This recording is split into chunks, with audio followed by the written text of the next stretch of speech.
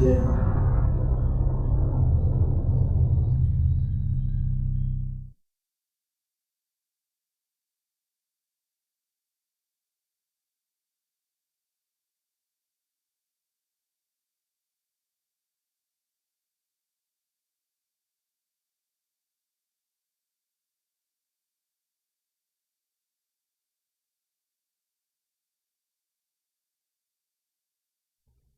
Rapper, businessman, father. With his unusual and original voice and real talk lyrics that people can relate to, young Jeezy is quickly becoming a sensation in the hip-hop world. Here is the story of the Mega Million, multi-platinum selling recording artist.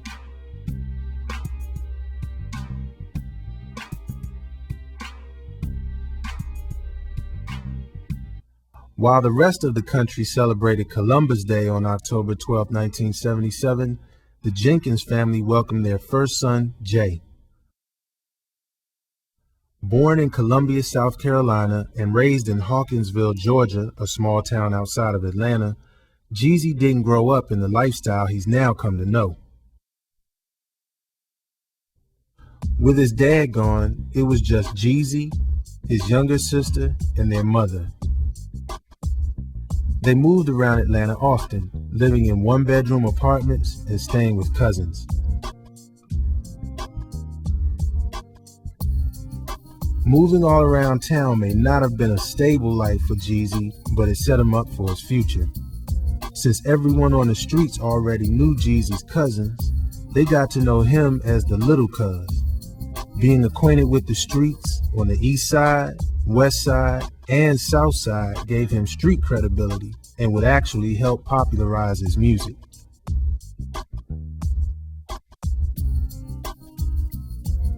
Although Jeezy didn't come from much money, poverty was no way of life for the future rap star.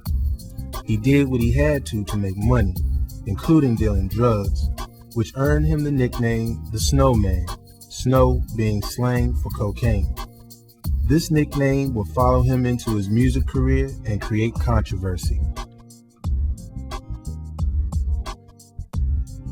Jeezy decided to put his drug dealing days behind him, but he wasn't through making money. At 19, he used his keen business sense and started Corporate Thugs Entertainment with good friend Demetrius Ellerby, better known as Kinky B. The two, who met at a boot camp for troubled youths, considered themselves brothers from another mother. As if Jeezy wasn't busy enough signing artists to his own label, he also promoted Cash Money Records. But it wasn't long until things started going downhill. Some of the artists signed to his label went to jail on murder charges, and another one was killed, leaving him with no talent. But Jeezy wasn't going to sit back and watch his label crumble. Taking matters into his own hands, Jeezy started rapping and hasn't stopped since. So articulate with his lyrics. I like the way he puts his words together. I mean, he's kind of different to me because, like I say, he puts his word in a way that other artists don't put their words. I mean, I like his style. Jeezy struck out on his own with the solo "Come Shop With Me," which sold more than 50,000 copies independently and set the stage for his major label deal with Def Jam, the company made famous by founder Russell Simmons. What I like about Jeezy is he's real, I feel his lines because, I'm from the same hood, even though I'm from the same neighborhood, we still from the same hood, we all connected. It's something I see every day, He doing something that gave God, gave him talent, he's doing the best he can do, like that, Other brothers shoot basketball, other brothers play tennis, he rhymes, do his thing. In an interview with online magazine ballerstatus.net, Jeezy said that he later couldn't stand Come Shop With Me, but that album was about where he was at that time in his life, and it was actually a blessing because it got him a lot of performances and a manager.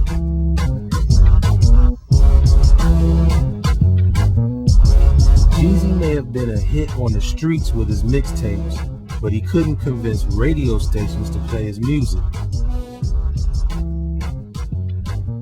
It wasn't until another music mogul, Sean Puffy Combs, known as P. Diddy, who knew about Jeezy's street credibility, decided to get involved.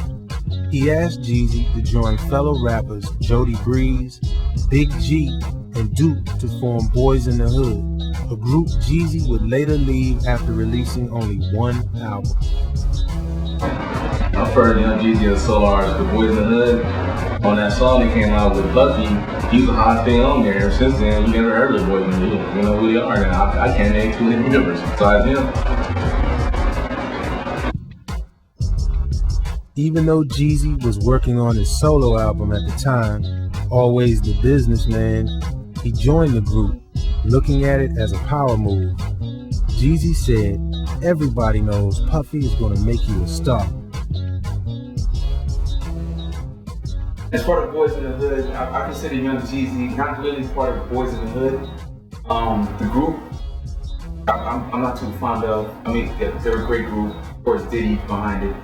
I feel that Jeezy is better off as a solo artist. I feel like he's when he stepped out of Boys in the Hood, and you can see the actual talent in Jeezy than being a part of the group. There's no doubt about that. He helped me get through a lot of doors. The whole thing with Boys in the Hood was a win-win situation. I think Young Jeezy music is definitely appropriate for kids and young adults. You know what I mean? Some of the things he says, like you said, he's a motivator. He's a motivational speaker.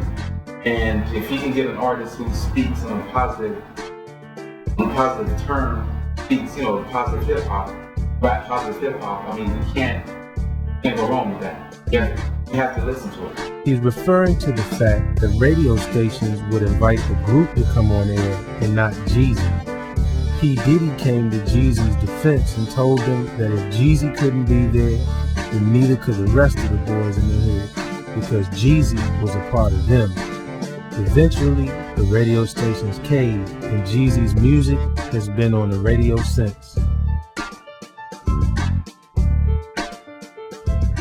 I would like to see Jeezy back with Boys in the Hood because it was a good collaboration of the artists. 2005 proved to be a good year for Jeezy. As a member of the quartet Boys in the Hood, their self-titled album that was released in June peaked at number 5 on the Billboard 200 album chart. I prefer him to be a solo artist all the way because he's just so tight. He just overpowered the rest of the group. The old group. What was it called? Boys in the Hood. Now I like him better. Almost a month later, Jeezy's solo release, Let's Get It,